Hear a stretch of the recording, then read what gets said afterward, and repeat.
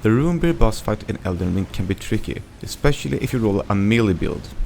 I went into this fight as a prisoner and decided to go just that, a melee build, because the skill set I'm using is really strong when I get the chance to get into close range. Like so many others before me, I did die a couple of times before I finally got the hang of it, but eventually I figured out his movement well enough to get the kill. When I went into this fight, I was level 25 and only using my 2+ upgraded starter weapons, 3 health flasks and 2 FP flasks. I did, however, decide to put on heavier armor so I would be able to trade health with him without dying and give myself some space for mistakes. The easiest way to get to him fast enough without fighting any of the rats is to jump down the hole and then just start running past all the rats until you get to the ledge. Slow down a bit so you don't fall down all the way, then drop to the cliff before jumping down all the way to avoid fall damage.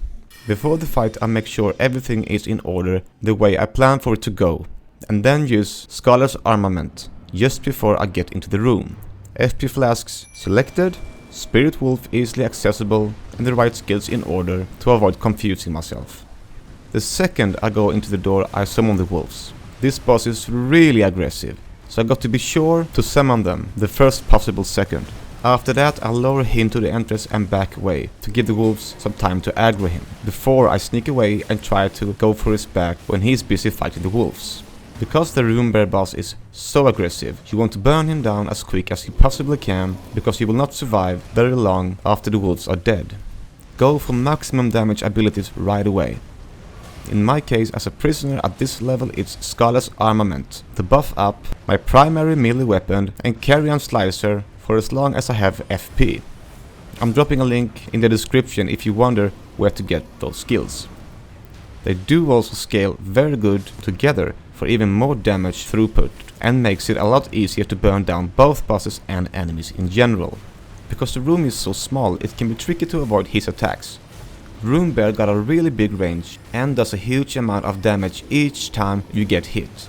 He's also very unpredictable at times and can suddenly turn around and slap you in the face with his giant palm and send you flying like a ragdoll. The best tactic here is to try and keep as close to him as possible when he swings his arm, because they are gonna go above you as long as you stay close and keep rolling. Whenever you can get the wolves to tank him, step away and find a place and time to heal up and fill up on FP.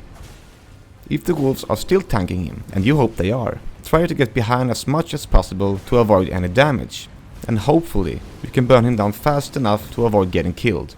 It's also worth mentioning that you can stagger him and land critical hits if you get enough hits in fast enough, but I didn't manage that in this fight. If you found this video helpful, consider subscribing to my channel for future videos like this. I also livestream on YouTube, and I plan on doing that a lot more moving into 2022. Thanks for watching this Runebear Boss guide.